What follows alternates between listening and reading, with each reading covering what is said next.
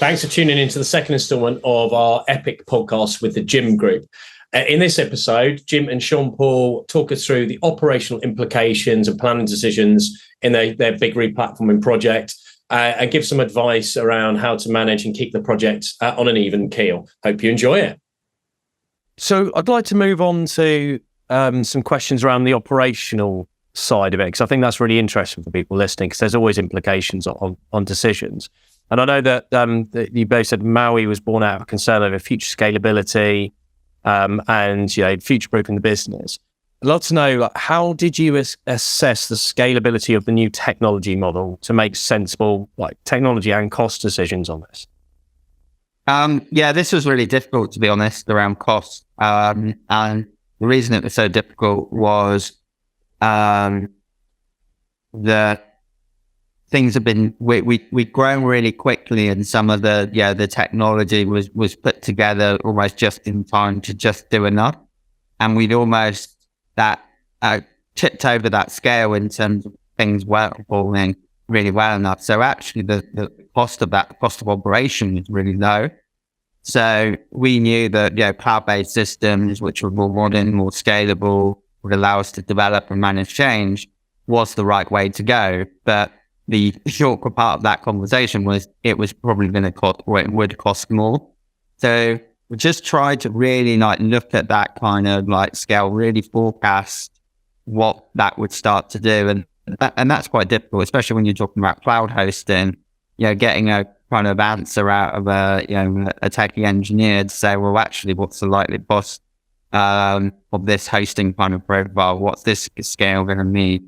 All the time, our traffic's growing and growing across all our sort of digital platforms. So it's trying to put the controls in place that was really going to manage that was the biggest challenge. And then the key thing for us was really trying to get to a place where we were actually could show that we were unlocking effectively, we were being a lot more efficient as we grow. The cost base wouldn't go up proportionally. It would go up in kind of, we could benefit from our scale, driving a different unit cost. But it's certainly a challenge coming from such a low cost base, such a cheaply run operation, to something a little bit more modern. Don't know if that's answered the question. Yeah, I know it's quite a tough one. So I guess, Seanpaul, what's your perspective on it? So from the trading and the management of the side, what was your evaluation process to check that the technology would be fit for purpose? So I think we did actually probably one of the best RFP processes I've ever been part of. It was very thorough. I think I got my mortgage easier than Sana got the agreement here. It was very, very thorough. And I remember the document was maybe 50, 60 pages long, and it was like an insight into how everything works in our business. And we were very brutal in the process as well. We asked a lot of tough questions. And in terms of operationally how we assessed it would work, I guess we had a number of success metrics as well. And so, we want conversion rate to grow. I can't say about how much, but I can say it did happen. And we wanted to build an ability to do other things as well. And I think that's an intangible that's often very difficult to quantify. And the best way I would describe that is kind of the things we can do now we could never have even dreamed of, or they would have taken a lot longer. And I think that's probably allowed us to dream a bit, or allow us to think a bit bigger and be more agile and be able to do those things. And I guess the other assessment is, I find these things very difficult sometimes. I could give you a metric, for example, of how long it took us to get a gym online in the old world versus how long we can do it now. We did 22 new openings in about 23, 24 weeks last year in the second half of the year. That wouldn't have been possible on the old way, and it would have been slowed down. So there's lots of campaign efficiency, new branch launch efficiencies, the ability to be able to build a crawl function. That's been a big one. And speed, SEO. So all of the kind of functional metrics all support why it's a good decision. But I think the biggest one is probably we knew where we wanted to go as a business in the future. And one of the things Jim said there really kind of makes me, probably a phrase I would think is, if we don't do this, so looking at it like that, if we don't do this, we won't be able to do those things. So sometimes it was a necessary cost, or we just have to accept that we don't do this, that this is the ceiling on what we will do for the next 3 to 4 years. And that was unacceptable. We needed to push the boundaries further and further. So I think I'd probably say it's always difficult, right? And as the trading person on this, it's difficult to measure it because we did increase conversion rate, but we also unlocked 15, 20% through price increases. So pricing, when you increase the price, you roll the conversion. So you've got our project team increasing the conversion rate, which is fantastic. And then you've got the pricing team who are eroding that with yield. But ultimately, the biggest winner is the business because we've generated more revenue, we're converting more. And that's, I guess, that's the biggest measure is enablement. So we've enabled the business to do things that we didn't and wouldn't have been able to do if we didn't do this project. So, and the teams are much happier. I think that's a big thing as well. Is the maturity of the teams. It's a big challenge we don't talk about a lot, but Jim effectively formed the team in about 3 to 6 months. And if you think about kind of your best football teams, that usually take a season or two before they're ready for a title charge. And we were building a team who hadn't played together. So you're trying to get that chemistry working quickly. But the great thing with a project like this is that we now have a team that were part of the build. So it's all easier. It's easier when you come into a job to slate what went before. But you don't always get the chance to build the whole thing in your own vision and image. And that makes the operation easier because everyone knows every nook and cranny in this actual setup now. So yeah, it's a tricky one. I don't think it's a question that has a direct answer or a really clean answer. Yeah, sounds kind of like Chelsea, the team football team analogy. So next question. So obviously you've moved to a new tech stack, kind of modernized everything. How did you have to adapt as a business from kind of a process and operations perspective? I think it was just a bit of a chance to just really modernize based on that sort of like capability. So really bring that sort of partner network. So we had lots of other tech partners that we weren't managing particularly well previously. So we use it as a really actually just to always bring that ecosystem together a bit more. So we still use just other partners, and they're a really good extended part of the team now. We've got good change control processes. We've got new kind of like setups. We've scaled up and down a few times in terms of development squads and product teams that are focused in sort of different areas. We've effectively used that. We put a better managed service in place. So I'm not up at night worrying if the website's going to fall over and I won't know about it. So we've been able to introduce all of that as part of this change as well. And then I think the other thing that's been a major change for our business is unlocked a lot more opportunity in terms of being able to deliver a lot of value in a lot of different areas. So new product to market changes and different things. So having that capability, having more technology, and we delivered, and since we went live like last April, we did a whole bunch of change in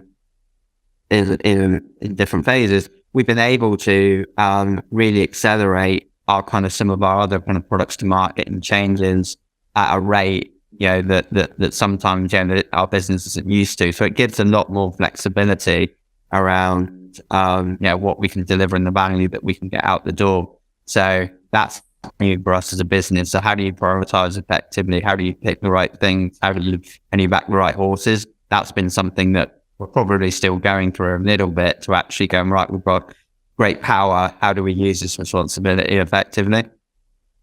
I would add as well, like, again, it's not the sexiest part of the project, but what running a really, really good RFP did was create a documentation and transparency around everything in the business.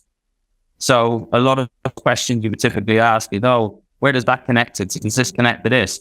All of that was covered. So there's just comprehensive documentation across Jira of everything. And that's kind of one thing. And I think that was, again, an intangible, but has created a behavior and a culture of much better documentation.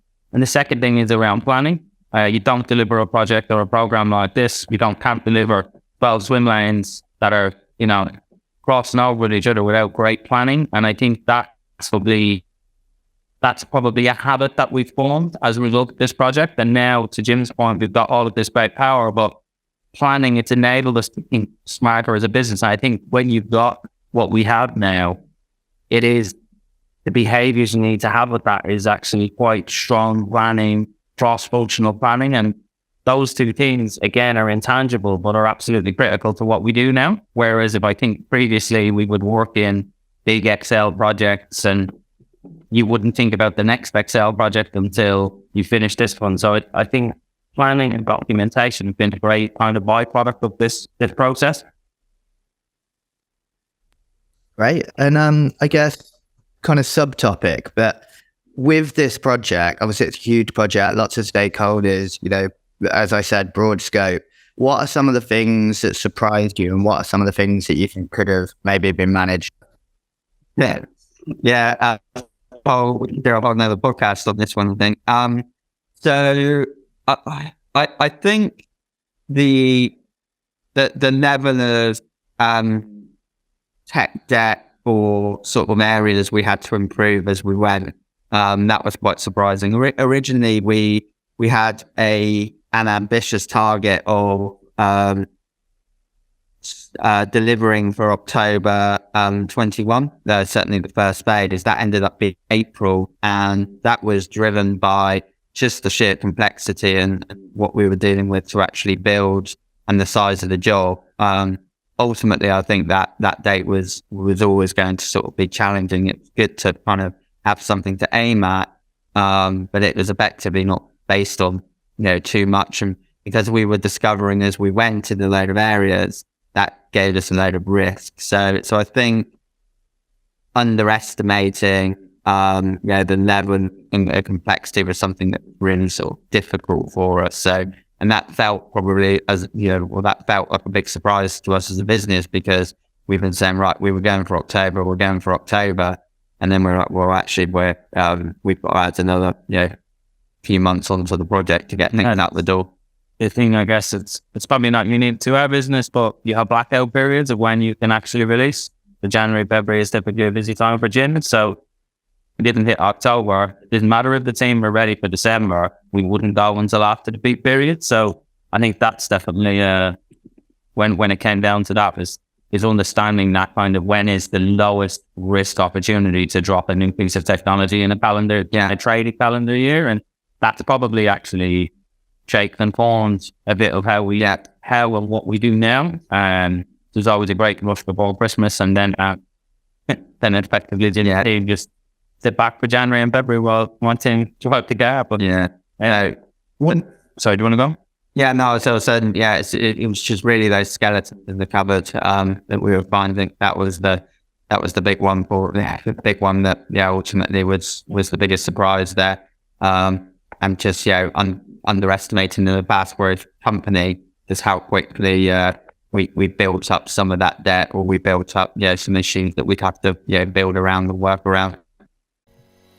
Attract, your complete product discovery growth engine. Create relevant shopping experiences that convert into sales and grow online revenue with personalized search, merchandising, and recommendation solutions powered by AI. Find out more at attract.com.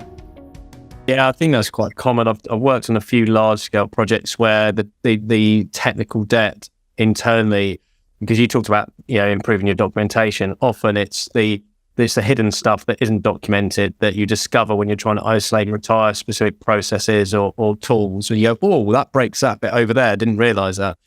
An interesting point you're making, I think, Seanpaul, about the and you, Jim, sorry, about the moved it from October to April, because you can't suddenly switch it to November or December, because that basically you've lost 3 months instantly because you've got to miss peak trading. Interesting to hear that. And I guess that gives other people the confidence who listen in to realise that it's okay to defer a project if it's in the best interest of delivery. Don't push it in and screw up your core trading. I think just to add, and I do think this is an alternative angle that doesn't get talked about a lot, is tech debt is a phrase that gets thrown around quite a lot but actually lots of departments have debt. So whether it's process debt, whether it's content debt, whether it's products debt, and I do think often it's something that technology teams get branded with quite a lot. And I would say in terms of what we learn, what we do different, I would love us to be in a better starting position when we started this project, but the world is the world. We weren't where we were, but it's definitely making sure you've got all your brilliant basics in place, because I think that helps you go faster when you get into this. When I remember when the program started to pick up pace and we're still trying to kind of design a process or making sure actually this is how we want to do it. And I think having those things in place and just being really honest with yourself, because it will get found out when the project picks up pace. And the last bit for me is just about maturity. I think as you advance a capability, there's a level of maturity that's needed, and you can't really, maybe you can buy it. You can buy in people who have been there, done that, but actually it takes time to mature a vertical or to mature a project, to mature something. And if you try to do so much of it in such a short period, and it takes time. And I think that maturity piece is definitely something that, if I could go back in time, I would probably like us to be a little bit more mature. And I don't mean the project team, I mean the whole business as a whole, really thinking with a digital mindset. If that exists and that culture exists, stuff like this is just, everything just gets, 5-10% easier to deliver. And but I definitely think mature, and that's a big focus in my team, is about maturity of verticals and maturity of the satellite departments around, to really understand this, or understand the behaviors of an inbound business, why we do what we do. And I think that maturity is so important. If you don't have that up as high as board level and things like that, everybody needs to understand why we're doing this, because otherwise I think it can slow the project down. Yeah, I think that's a great point about the process and the knowledge debt as well. And one of the big things I've seen in projects is the underestimating the value of a BA to come in and get current processes mapped out, to understand where all the issues are and where the process is broken, and define our desired to-be process, so that when you enter a project phase, you're able to articulate that to anyone who's involved in building and enabling it. So yeah, great point on that. So a linked question for me is, and you've talked this about, the swim lanes and the expertise and bring people together. Can you talk a bit more about how did you plan for the new technology adoption so that business users were ready to use the new processes and new systems? Because it's not something all businesses take seriously enough in projects. I can take the first bit of that. And the great thing about this project was that it was training each other. So the ecom team were the ones building out the site from a content perspective. So there's no better you can go on all the courses in the world, but there's no better experience than building it out and making mistakes. And I think that kind of is really valuable. I think Alliance's training was very, very good. From an analytics point of view, we have a fantastic web analyst, and we had an extended partner as well. Again, this is probably missed in the project, but we ushered in the new era of Google Analytics 360 along with a new data layer with this project, and actually getting the conditioning of the behaviors around that. Again, it wasn't a swim lane, but it probably should have been a 13th swim lane, which was training and adoption. I think we had a lot of good people, which probably made it easier, and a lot of hands-on. And we benefited by the fact that the people on the project were the operators as well. So my team and Jim's team were tied at the hip for a lot of this.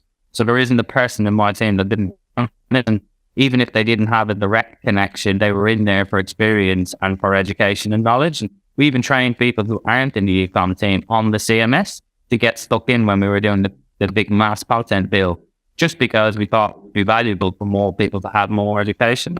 And I think the hardest bit for me, and the one that probably kept me up at night, was SEO. Migrations are always a tricky thing. There's a guidebook or there's an IKEA flat pack of how to do a migration, but anytime I've done it, they've never gone 100% correctly. There's always going to be 5% or 10% of stuff.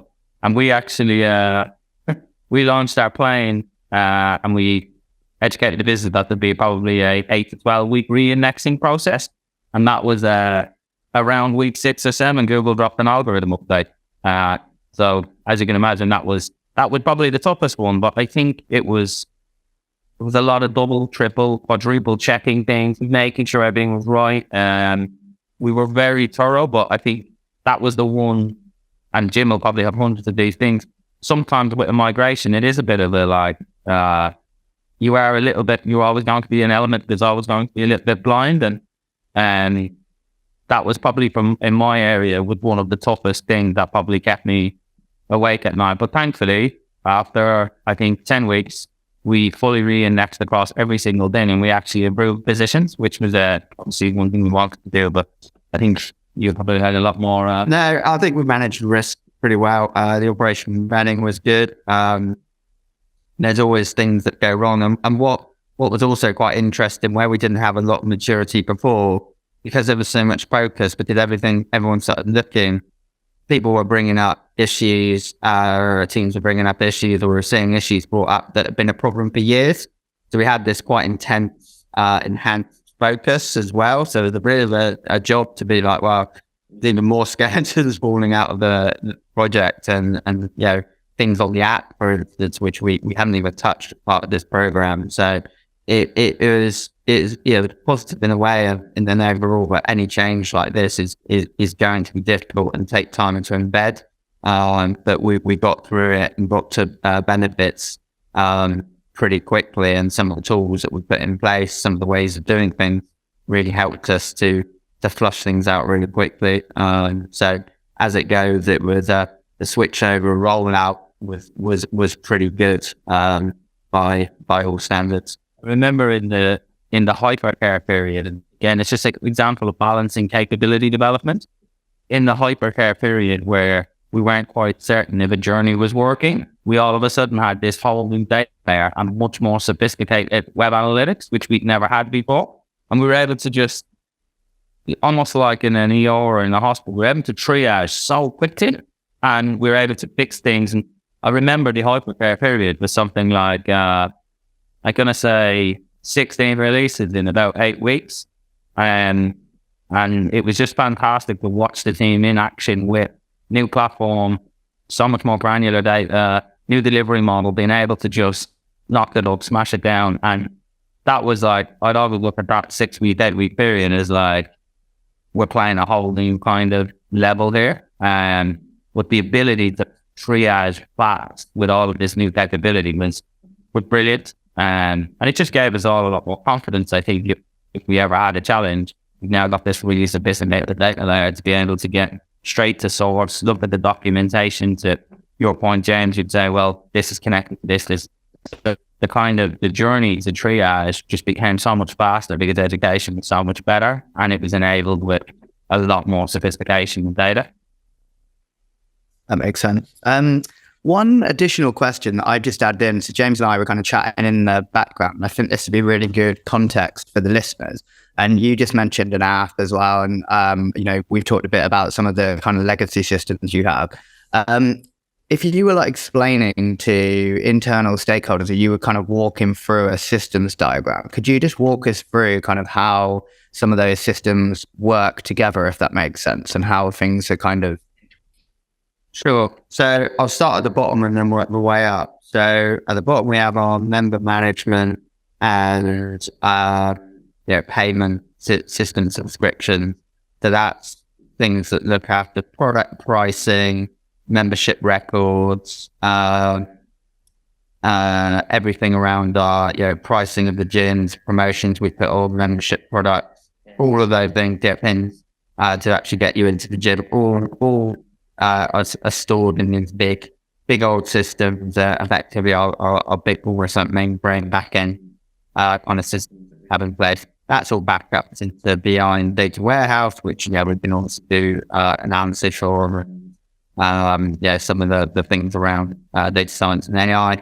That's all backed up there. We then have integration points around an API kind of core, so real APIs that spin up in all of our applications, and then we have a whole bunch of like microservices. Likewise, we then have Ampliance now. We've got our customer identity manager that really comes in and then starts to breathe that effective channel front end. So we've got front end app that looks after everything for e-commerce, front end app, heading around self-service, so managing membership, all of those kind of things that go through there. We then got our app, which is a native app across Android and Apple, powered by this system. And then we use Salesforce Marketing Cloud for outbound response and CRM. That's effectively our stack that we have in place, at real kind of headless. We're able to spin up and integrate into other places. We've got speeds that go out to the people like affiliates, partnership networks, all of those things you can start to do from that kind of core. I often find that the solution architect diagram that Jim just talked through often undersells how complex it is. One of the things I remember when we were doing the program was actually Jim put numbers to all of the connections on the lines. And so how many in a business that's, 800,000 members logging into the website, logging into the app, setting up their account, using the pins, daily opening doors, the amount of interactions. And it was I remember we had a number on it. I couldn't even tell you whether it was billion, trillion, or whenever it comes after a trillion. And I actually found that really valuable in the education journey for everybody. I don't think everybody realized how many hundreds of billions of interactions there are on those lines between all of those systems, hourly and daily. And I think that was I remember lots of people just kind of, the whites of their eyes probably saying, wow, I didn't know that much actually happened. I thought the door just opened. And I definitely think architectural diagrams are great, but they often undersell the amount of complexity underneath it. I've just got this picture now of there's just a person in the room pressing a button to open the door. There's not really technology, is there? Yeah, that is really impressive. I've got one final question actually, which is, you talked about your project. It's a large project, loads of stakeholders, lots of different groups, the swim lanes. What internal comms tools did you use to connect people and keep project comms under control and avoid email wars where stuff gets lost, people don't do things because it's buried in inboxes? I'd love to hear just a few of the tools that helped you manage this and communicate effectively. I think the standards, we've got Teams and Slack, with partners that was used sort of quite heavily, clearly keeping off email, as you say. Obviously Jira from a kind of project kind of workflow. One thing that was really difficult was this project, had its inception in the middle of a lockdown, beginning of 2021. We were locked down until about mid-April, if you can cast your mind back there. So it was a team that got themselves very used to collaborating remotely and disparately, and that was quite interesting. And we had quite a few conversations at the time. Is this a help and a hindrance? At times, it was a real help. We fast-tracked some procurement processes, fast-tracked some things that really, could help us, get through where an RFP process could have taken, months. Because, you've got to go to the partners' offices, you've got to go and all the sales stuff and the sales pitches, and then you've got to go through and you've got to do the assessment. So that sort of stuff we could accelerate really quickly and make some quite fast decisions about how we wanted to do this, and some of the things that we wanted to do there. Where it was a bit of a hindrance is probably on that sort of discovery and that forming, where you see the creativity of people in the room around a whiteboard. We arguably didn't do enough of that in discovery to really understand, which that was probably one of the reasons where we didn't hit an October date. We hit an April date. We've done more discovery. We probably would have blushed out some of that stuff a little bit earlier. I think we had there was a lot of Miro for workshops and stuff, obviously online. And my team used Asana quite a lot. And the reason we did that was because that's the post project that was going to be how we do things as a operation. Actually, not to jump between, for my team, not to be jumping between, let's set up some processes in Confluence and Jira, but then actually when we go to BAU operation, it's going to be something different. So those tools definitely quite useful. I think it was a small thing, but I vaguely remember we set some rules around sending stuff, because I'm sure everybody has had this pain, but during lockdown, you're in a Teams chat and, for example, it's moving at some clip basically, and someone puts a file in, and then later down you come to it because you're in a meeting. And I can only speak for my team, but we established a couple of rules around what each tool is for. So Teams is for kind of conversation, but if you're sending an important document, you send it on email.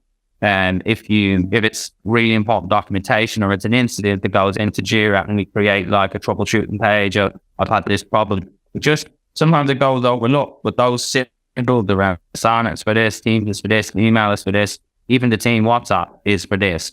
But because there was a couple of times within my team where you were struggling to stay across all these different communication points and which is the most latest version of the file. And it was a really easy thing to fix it. It's just a bit of a roles and responsibilities for challenge.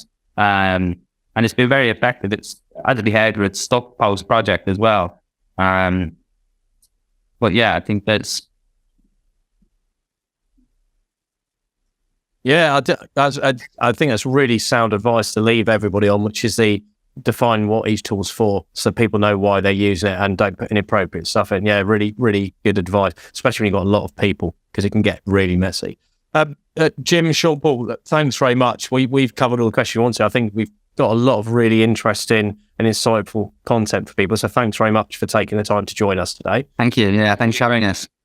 If anybody wants to connect with you or ask any more questions, what's the best way? Should they just hit you up on LinkedIn? LinkedIn, yeah, it's the easiest way. Excellent. And also join the gym. There's the... Yeah, absolutely. Adds the billions of interactions that this technology has to support. Excellent. And thanks everyone for listening. As always, keep an ear open for the next episode. We drop one every Tuesday. Let us know of any topics you'd love us to cover. And remember, give us that rating on YouTube, Apple, Spotify, or wherever you're listening. And do share the links to the episodes when we publish them, because it helps us keep all this content free. Take care, everybody.